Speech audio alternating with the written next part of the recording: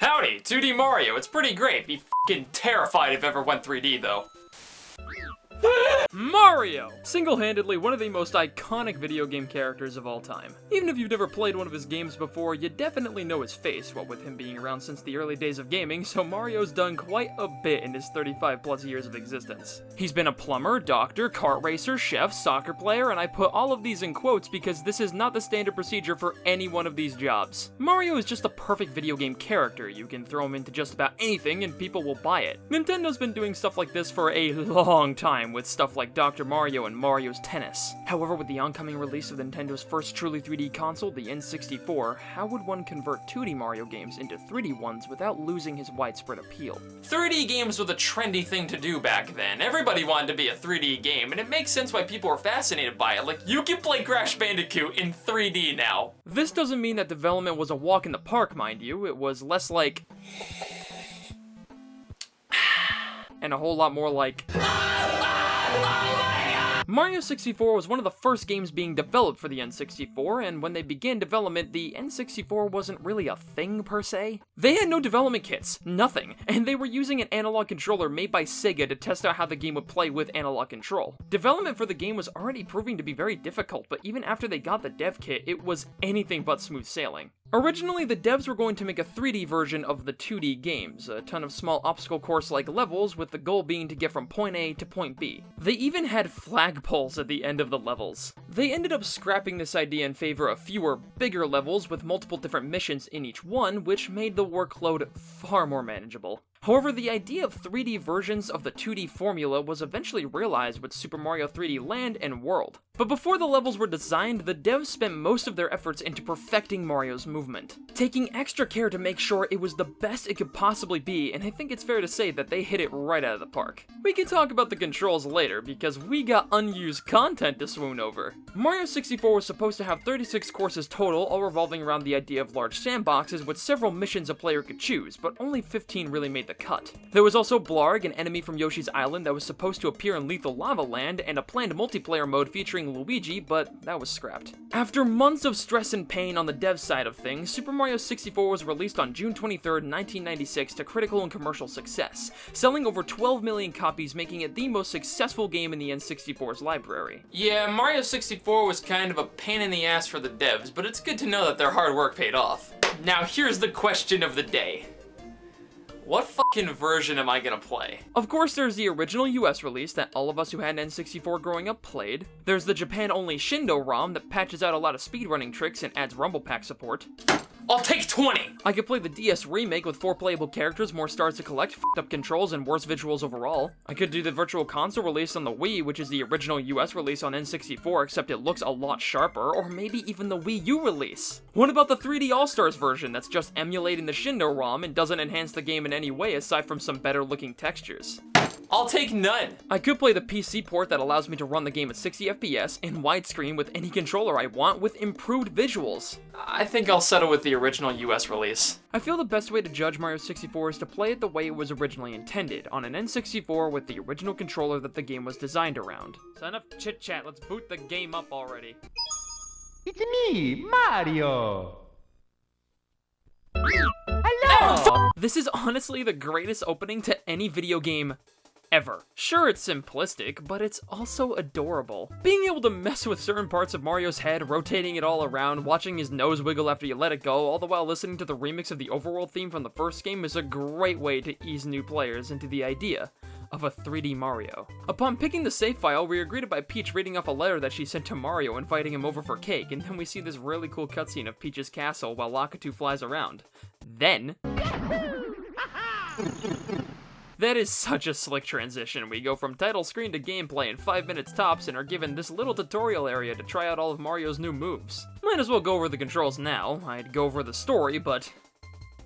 what am I supposed to say? Bowser kidnaps Peach? Oh man, Mario's really throwing me for a loop. In the 2D games, the only thing Mario could do is run and jump.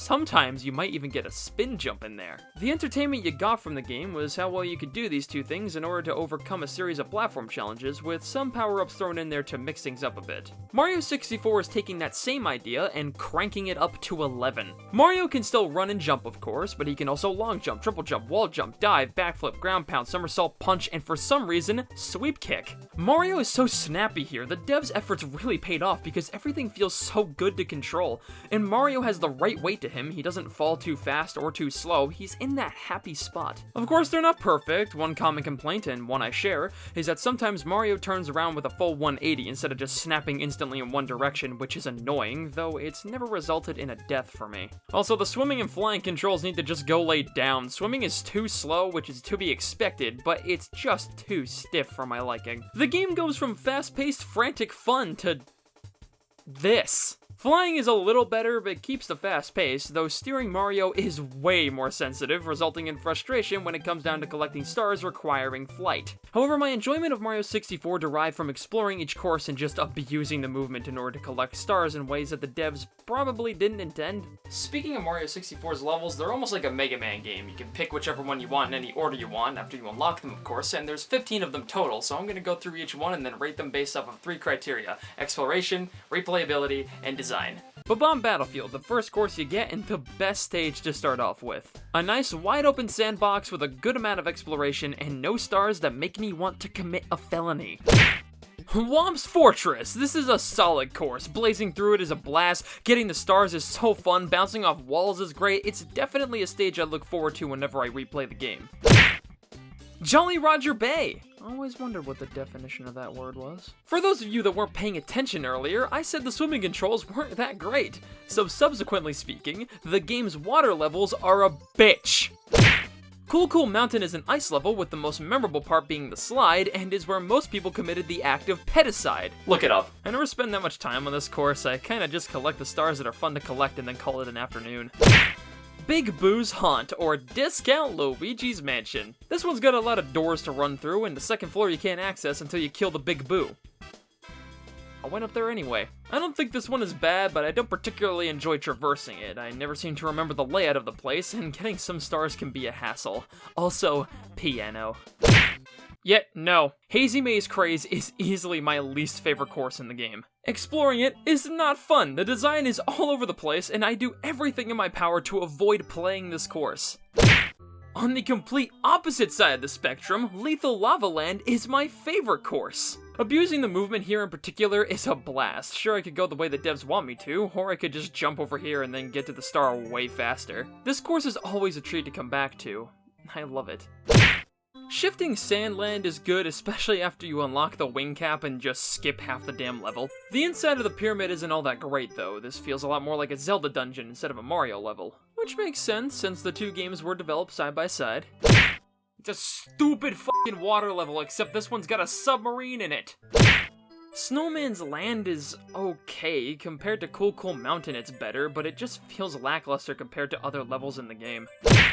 Wet Dry World is a weird one. You raise and lower the water levels to access certain parts of the course, which means there's a lot of swimming. Joy. Some of the stars are fun to get, but others, not really. Tall Mountain. It's a reverse of Cool Mountain, where instead of going down, you go up.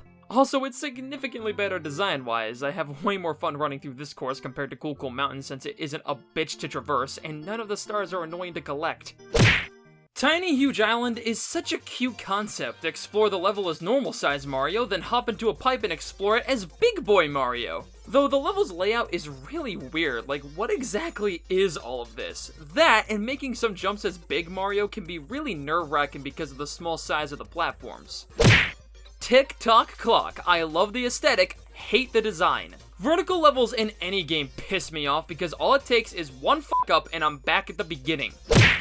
Rainbow Road isn't the worst stage in the game, but that doesn't mean I like it. It's just too damn slow. You're spending so much of your time just vibing on this rug while it gently leads you into fire. This isn't inherently challenging and contradicts the game's core design. Instead of maneuvering Mario through an obstacle course, you're just chilling on a carpeted escalator and occasionally pressing A.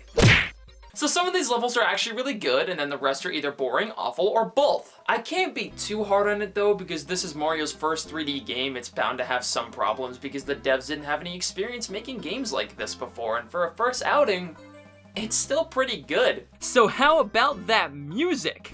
It's pretty good. Yeah, Bob-omb Battlefield, Slider, and the end credits theme are all great, but the rest of the tracks are just kind of there for me. Now, what if you were bored of the main game and wanted to get a little more out of Mario 64's gameplay?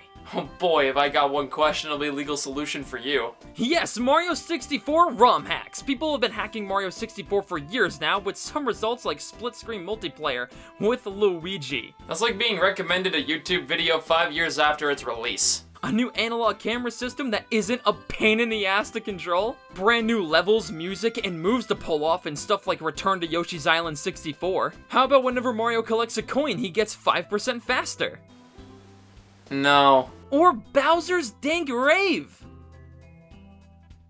Mario 64 modding is really cool, and if you haven't already, give it a shot. It's a great way to get more out of this wonderful game. Mario 64 is in this really odd place when it comes down to age. Compared to its sequels, Sunshine and Odyssey, which have better cameras, content, level design, and controls, it's technically not as good. But what makes Mario 64 so fun to play to this day are the controls. They're still really tight and responsive, and it makes even the worst levels in the game really enjoyable. And all future games did was expand upon this. Sunshine added Flood, which just has so much utility to him, and then Galaxy has the fucking spin attack, which just is really satisfying to use against enemies and can save you from certain death, acting as a second jump in midair. And then there's Odyssey.